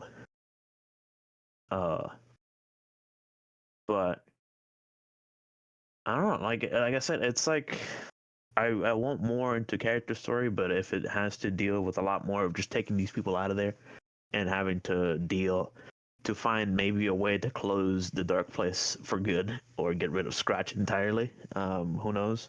But I don't know. Like, it's one of those open books that you don't really know what's gonna happen until it does, and you just have to sit there and figure out on yourself. Just trying to not hype yourself too much, or kind of just guess too much and bring yourself to disappointment when it does come out differently to what you expect. So I want these things, but I'm not the developer, I'm not the creator, so I'm not really expecting much when it comes to what I think. But I would just think it would be pretty cool to have more development or more information on Door, if he's actually Scratch or he himself is the dark place. Would be interesting to find out, especially if he has powers himself of going in and out, and to see if he actually is Saga's dad. I kind of felt that whenever he had that last interaction with Alan. I kind of hope it's right, or I'm right. And yeah, it's I just want to see more of a deep dive into some of these mysterious characters, and maybe bring in some of the others from the Remedy universe, basically. It'd just be pretty cool and interesting, I guess. Yeah, I definitely do think with the way the story kind of ended, it is for the FBC, they already know this dark place thing is more of a problem than it's worth, which is why they were all there just trying to do their best to help Saga out. But I do think more people are going to get involved. It's going to turn into a bigger thing, and the AWEs are going to keep cropping up regardless, because they kind of left it open ended for that to occur. Lighthouse is definitely going to be all about that, and this whole facility that's like embodying like the whole dark presence, this place is fucked. Like I think it's going to be like AWEs all over that place, and it's just going to be pure chaos, which is what I want to see from a gameplay perspective. But moving on to the next question, this is about the New Game Plus ending, final draft. They had a new ending for New Game Plus. You go back, you play it, you get an alternate view as to what happens to Alan in the story. And I want to ask people, what are their thoughts on how it occurred and their interpretation? And I'm going to go with Bane first. Sorry, I meant to hit the button there. I really think that ending, it sets up a lot in the future for us. I think that even just the last lines of the Master of Many Worlds sets up a lot. Germany has wanted to make this a connected universe for a while now.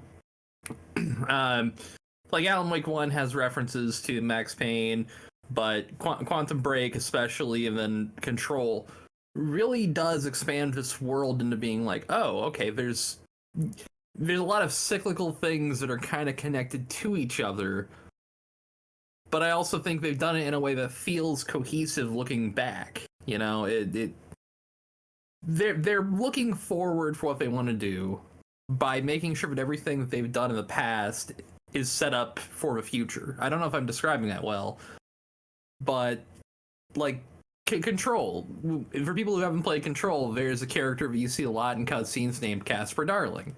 He's voiced by the same guy that does, he's actually acted by the guy who does the voice of Alan Wake. But these characters are connected.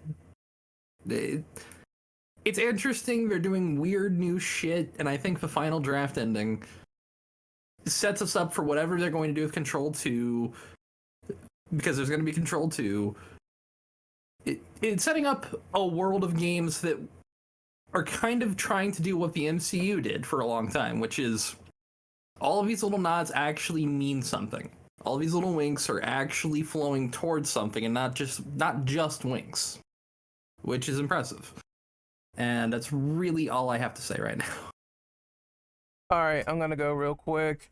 I think personally this was a more happier ending, honestly.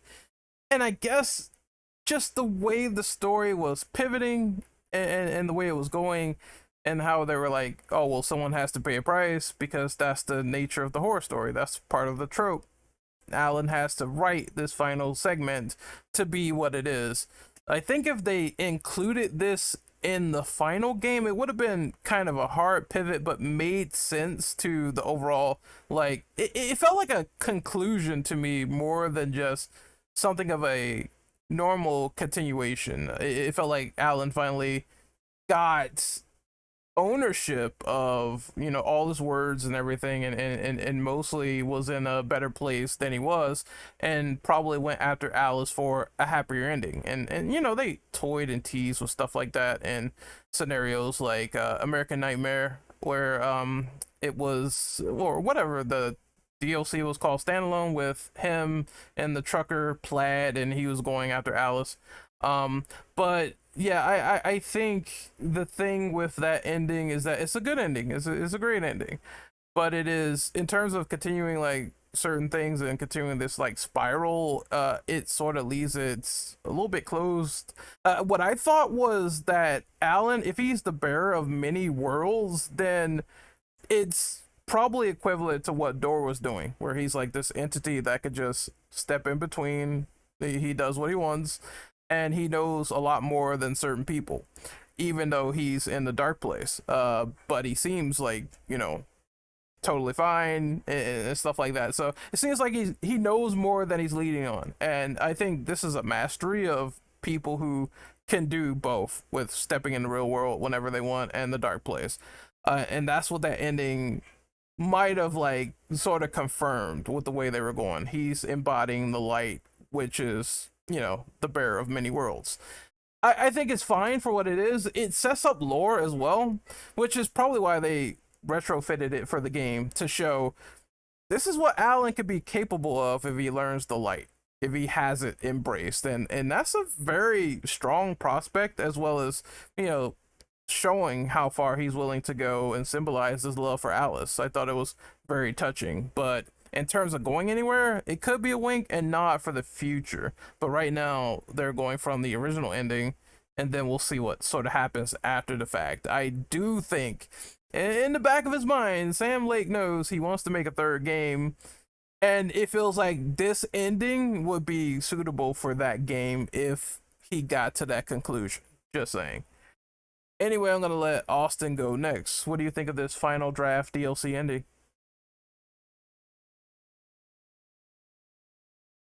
There we go. There's the button. The final draft DLC ending. I really enjoyed it.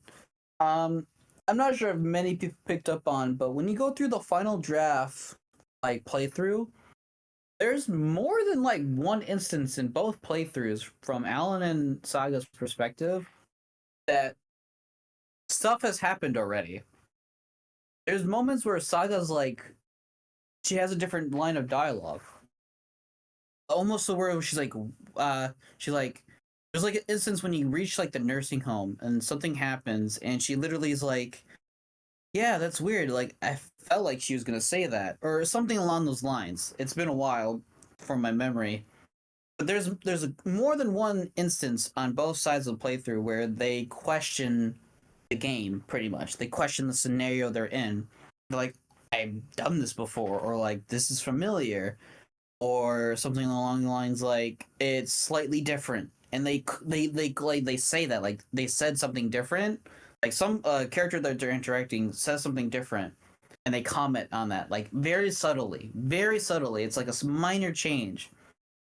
And it all hints at that this is technically like a sequel to the main game of Alan Wake 2. It's sort of like a pseudo sequel to where like things have already happened, we're going on again. And that's what leads into the ending to the final draft, which is that it does show that Alice, when she killed herself, she took a photograph of herself doing it. Well, she jumps off a cliff, and if you look at the cliff, and again, this is also, there's little differences too in the whole final draft slide. Like, there's little instances that Alice is present. You're like, why is she present? Well, it's because you see that the cliff that she jumped off to is most likely to the fucking lake, Cauldron Lake. It kind of resembles it in the picture. It's a little like fuzzy because it's all black and white, but it resembles it in a way. And so that's kind of my theory. But that's what I believe. That's why she's in the dark place in the first place, is that she jumped into Cauldron Lake, because that's like where it all started and everything. And she's like trying to find Alan, because deep down she kind of knows he's in there. And that's why she kind of shows up and protects Alan throughout the story. And that's why you kind of get like little flashes and visions of her during the game. And you're like, Alice, like, what's she doing here? It's because she's in the dark place and she's actually alive. She's not really dead. And so that's why I think the final draft ending, in my personal opinion, does close the door on certain possibilities, but also leaves some open. It's like, yeah, Scratch is dead, but that doesn't mean the dark place is finished. It just means that Alan is kind of now free to try to solve the dark place and try to free whoever's still in there without the pressure of Scratch trying to invade his body, trying to destroy the world, and essentially all that, and like make a completely throw the world in chaos. That's what that's what I felt like I interpret from the ending. But yeah, in my personal opinion, I think the final draft ending is great. That's the ending I would prefer. It just feels right. It feels like it. Yeah, the ultimate sacrifice. Like, the hero has to sacrifice for us to win, and it's like, well, it's a spiral.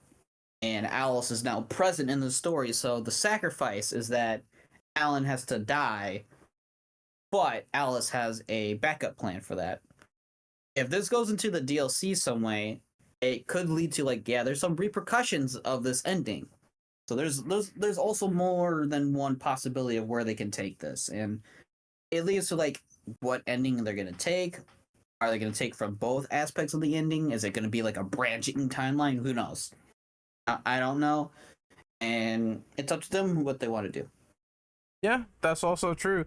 They can, if they want to make whatever canon, they have the right to do so, really. So I wouldn't be surprised if I expect and see them do something where it's like they take a little bit of column A, column B. Shug, what about you? Do you have any sort of opinions on the final draft ending for the DLC? I didn't play it, so I kind of deleted the game right after I finished it. So I don't know. I might play it at some point. I mean, I'm interested. It does seem like, by the way that you guys explain it, that what I think so far, or what I could maybe theorize, is the fact that kind of there's a stopping point to the story, and it kind of just loops around, kind of deal, like with the spiral idea. And maybe if it keeps going in some way, even though after Scratch is gone, it might be a thing that, who knows, again, Door could be the one making the spiral continue in some way. So like if the final draft itself, it's somewhere where they kind of recognizing the fact that they have already done this and at some point, it might be that after they pretty much quote unquote killed Alan and Scratch, it restarted the story in some way. And maybe the entirety of the town itself is also consumed by the dark place in some way. You know, like it's like I don't know exactly too much. I'm just going for what you guys have so far explained. But maybe again, like if it's going off of a spiral in some way, that Alan, you know, whenever he wakes up from being shot, and it's like, oh, you know, it's a spiral, and it just boom ends. I'm going with the fact that it might be just a repeating loop, you know, at all times. And once you get to a certain point, which means that probably after you kill Scratch, it restarts and everything begins to happen once again. So I don't know. Like I'll have to play it to give like a better understanding of it, but that's pretty much what I'm guessing so far. Yeah, and like no theory is like incorrect because they are like sort of interpretations, but that kept happening as well in the story where he gets shot in the head, and that happened multiple times. And Yeah. from what I'm reading, they say the reason that happens is because the future Alan Wake comes in to stop Scratch from writing the story, but then is when he gives up. So he gets corrupted anyway, and that sort of leads to when they pull him out is Scratch in the real world because it's both of them conjoined at once. So it's really fucking crazy when you get down to brass tacks and you think about this plot line. It's really detailed and like just super insane. But we're gonna move on to one of the final questions here, and it's just, does anyone have any more constructive criticism about the game that they want to take into account? I'm gonna let Bane go first. Honestly, I've got the only criticism I would say is I don't like it being digital only. I understand that the publisher Epic, that was their decision. It's also a game that launched at 60. I understand physical costs more. I would have paid it fucking $70 for this physically. That's my biggest criticism. Constructive for the game, I don't really have anything. I love the storytelling. I do think that the minor bugs I experienced could be fixed, but most of them have already kind of been patched by the time that we've recorded this, because they've actually updated this game like 6 times. Yep. I don't know. I really enjoyed my time with it. I don't really have any criticisms past I wish there was a fucking physical release. After the amazing Quantum Break PC release they put out in 2016, 2017, why the fuck haven't we got one? That's my opinion. But yeah, I'll leave this to everyone else. Austin, what about you? Any constructive criticisms on Alan Wake 2 that you think they need to fix for either future DLCs or a third game? So I'm probably gonna have the biggest criticisms out of this game from this entire group. I said that I liked the gameplay. It did. It takes a lot of inspiration from like Resident Evil 2, specifically a remake. but they take a bit too much into the form is that they don't really improve upon certain systems. In the first game, the flashlight system was pretty solid. It wasn't completely obtuse or just all over the place. It was simple and effective, and it worked for the game it was. In Alan Wake 2, the flashlight system is a little weird, where if you use the button to use the flashlight, it consumes a charge. Okay, that's fine. However, sometimes the game has weird hitboxes for the flashlight, so it makes it a lot harder to get one charge to work properly, so you have to use a second charge. In this game, you don't recharge batteries. It's a resource management. That's a plus. I like that. In the first game, you can just shine it, and then you can wait a little bit without having to waste batteries, and you just like shine it back and forth, it recharges, whatever. In this game, it's a resource management, and then they kind of made it weird to where if you try to flash somebody, but if you get hit out of it, you completely lose the charge. And I was like, oh, that's kind of really bullshit. There was quite a few times where I was like, in the early game at least, where I just kept getting hit while trying to flash them up close, and I lose the charge, and it just got the game got a little difficult. And that was like that's probably my biggest gripe gameplay wise, is that it took 4 steps forward, making a survival horror. Gameplay is actually a lot better. In my opinion, it's a lot more smoother, and it fits the genre that it's in. But they kind of take a little bit too much from Resident Evil 2 to make it a little bit more original, other than the flashlight system. But then the flashlight system is kind of lesser to the first game, where it's a little bit more jankier, a little bit more frustrating. And in my personal opinion, I would just say just make it so that you get a lot less bullcrap when using it, and maybe make it a little bit more effective at hitting the targets. Because I've had stationary things where I flash the light and I miss it just barely, and it's not enough to dispel it. And I was like, oh, I gotta use a second charge? You gotta be kidding me. My other criticism I would have that's pretty big is that try not to, like I said, I've explained this before about the story. I initially gave this game I think it was like a 9 out of 10 overall. My critical rating is 9 out of 10. I've molded over. It's dropped down to an 8.5. Some of it's gameplay related, and the other is that I felt like the story kind of, like I said, it drags a little bit with Anderson, and there's bits and pieces I wish they either cut or molded it better to fit. It wasn't, too much. And like I said, there's some weird character decisions for Anderson, but then they kind of fix that by breaking the fourth wall.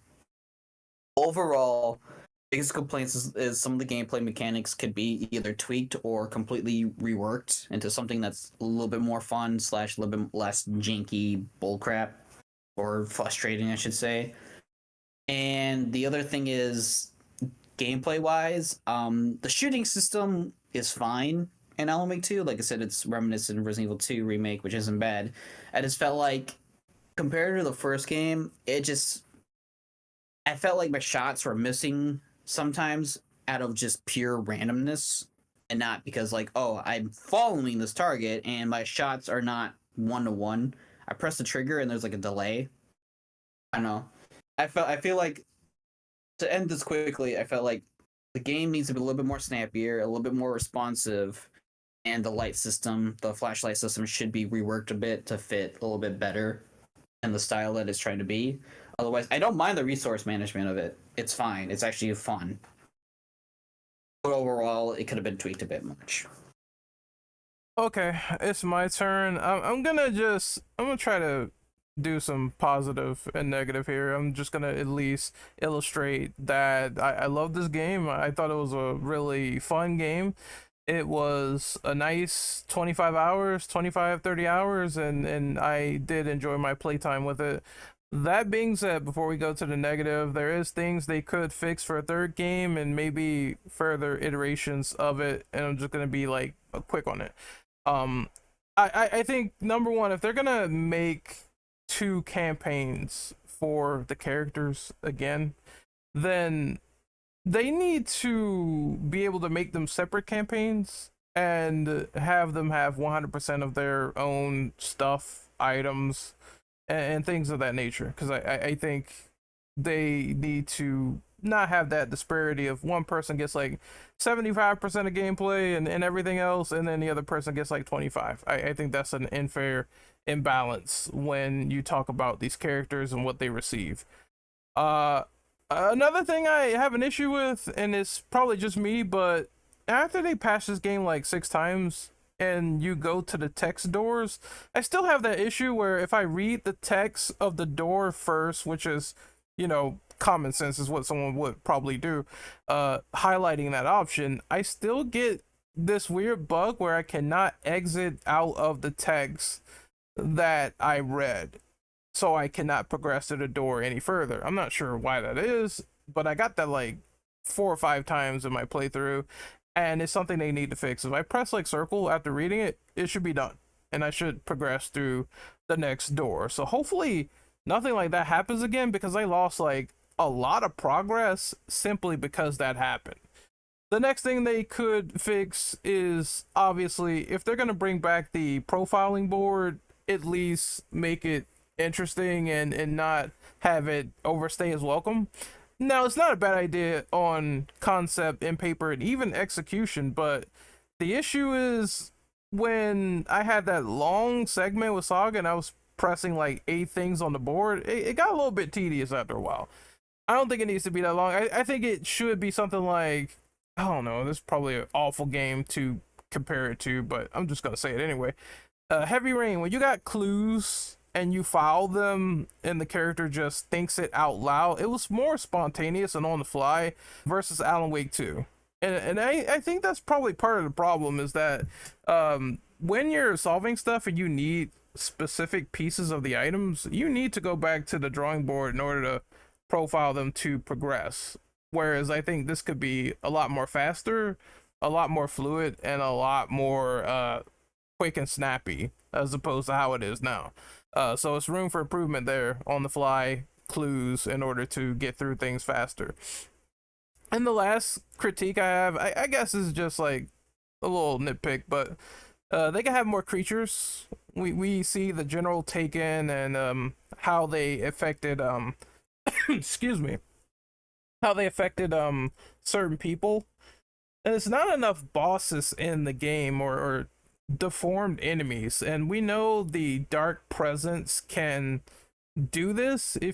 I'm not trying to spoil the Control DLC for people, but the dark presence in the human body, it can do a lot more than what you've seen in Alan Wake 2 with a certain character. And if you know who he is, then it's just absolutely insane. But it could do a lot more damage and a lot more grotesque stuff to people than what meets the eye. So if you know what that is, it would be crazy if that was in like an Alan Wake 3 or whatever, where people are just running around looking like that, which is, it's insanity when you finally know. That's the only thing that I think I have in terms of criticisms. Overall great.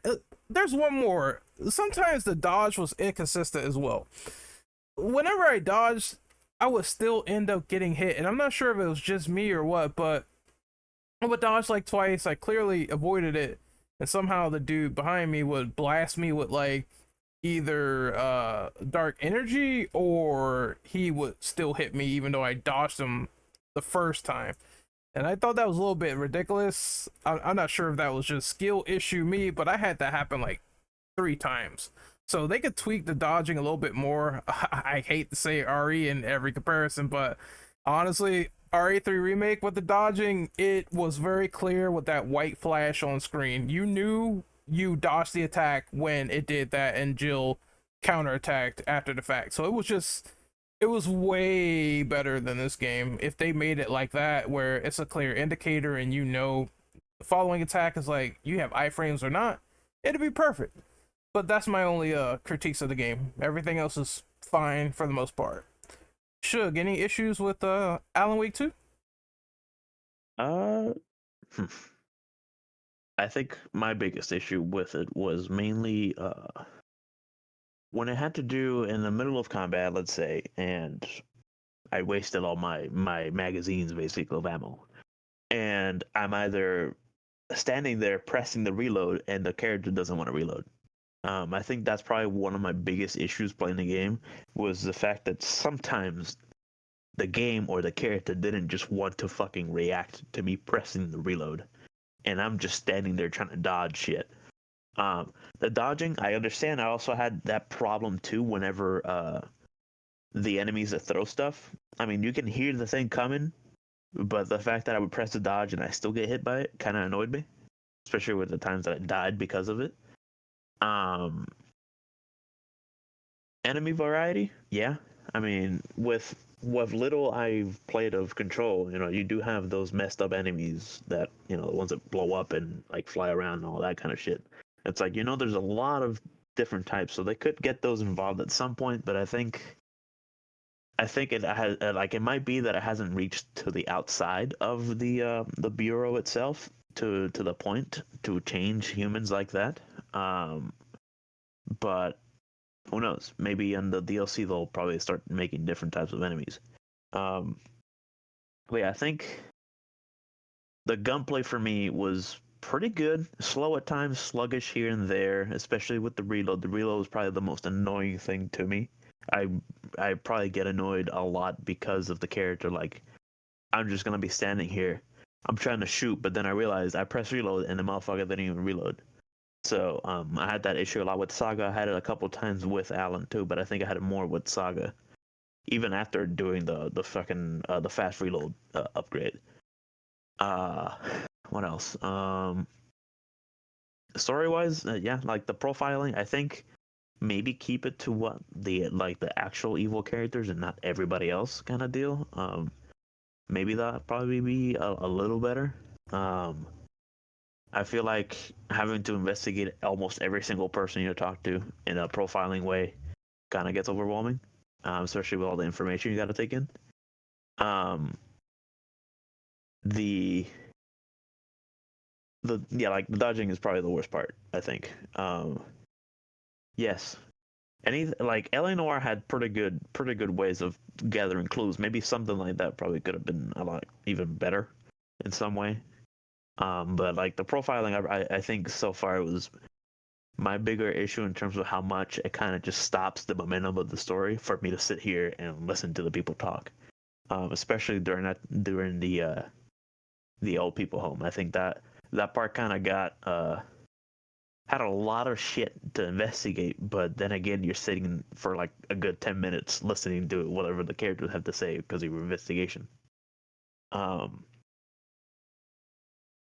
Maybe, I mean, inventory, I didn't really have much of an issue with that at all. Honestly, if I had something extra, I'd just throw it and use it if I don't have the shoebox next to me or shoot the bullets and reload. Uh, One glitch that I think I would say, I don't know, I to this day I do not know if it's a glitch, but I would I would basically use the flashlight and the enemy was split in two or three. I don't know why, but it always did that to me, and the really fast enemies. So I had that happen a couple times during my playthrough, and it still confuses me because either they both attack me or one of them just stands there and the other one keeps moving around. The flashlight was kind of different. I like it, but the fact that it used the charge when I got interrupted annoyed the hell out of me. Because either I would press it accidentally, or in the original one you could do it at will. You could aim it and then enhance it. I would like to be able to just enhance it or cancel it out in some way. Even if you just leave me with half a charge, I would have been great with that. But I think, yeah, the flashlight kind of just like it was still good. I like how they implemented in this one. I like how it kind of make you actually look for the batteries and try to conserve them as much as it could, especially with using flares and flashbangs. I think it taught me a lot. Well, fucking resource management for sure. But with Alan, I was more trying to empty out everything into the shoebox because of how much I had. That's my only problem with Alan is the fact that I had so much of it that I didn't really use all of it. And the segments with the lights, I love that. Whenever you were Alan, you had to do the take out the lights. I think that's probably one of my favorite things of the of his, besides the scene changes. like that's pretty much it. And the boss battle with Cynthia, God, that was hard as hell. Mainly because you can't really tell whenever she's sending the waves. I died like 2 or 3 times with the waves, and it kind of just it's kind of hard to. I mean, it's like there's like small things here and there that kind of just annoyed me, mainly because you can't really notice them that well. All right, so we're gonna sign off with this podcast. Pretty fun, interesting discussions and interpretations across the board. So we're gonna get right into it with these outros. Bane, where can we find you on social media? Well, shit. 1 second. Let me get a drink here. Sure. Yeah, you can find me on YouTube. My Twitter is currently not available, but Fuzzhow, F-U-Z-H-O-U, you can go there. Also, I do a podcast of my own called Loud Equals Funny. You can check it out on any major podcasting platforms. There you go. Austin, where can we find you? All right, I'm AK Austin. You can find me on Twitter under the name AK Austin TTV. I'm also do Twitch under the same name as AK Austin TTV. You can find me on YouTube as AK Austin as well. Yeah, this was a pretty fun podcast. I was actually very excited for this one, and yeah, like I said, I really like this game. I do have my gripes with it, but overall, I'm excited for the future. All right, you can find me on YouTube at Renegade Operative. You can find me on Twitter at operative _, and you can find me on Twitch at Renegade _operative. The only thing I have planned really is I'm gonna do Silent Hill: The Short Message, since I didn't get a time to play any of that since I was playing Alan Wake 2. And I'm gonna play PT because I have a copy of it that fans sort of rebuilt on PC, and I've been meaning to re-record that playthrough, but I never got around to it because, well, Unreal PT is not that great. So I found something else, an alternative, so that should be really fun to put up and play over the next few days. And that's all I got going on outside of this and IES, which, Infinite Ammo Syndicate. You can find us there, and I'll be uploading this podcast tomorrow. Shug, where can we find you on social media? All right, you guys can find me on YouTube and Twitch and Twitter at Sugar Bastion, Instagram Sugar Bastion _. I post there mostly of my schedules and all what I'm doing in terms of gameplay and recording YouTube. Currently, I just finished Alan Wake 2 on my channel, so that's there. Prince of Persia, The Lost Crown, currently still going. So it's mainly just waiting on how long that game is gonna distract me until the next game comes out, basically. So yeah, pretty much it. All right, and we're gonna sign out for this Alan Wake 2 podcast. Interesting stuff. When the DLC comes around, we might cover it, but of course, naturally speaking, no release date, so you never know. But we'll see you guys next time for more Alan Wake shenanigans, hopefully in the future, and we will see you guys soon. Later.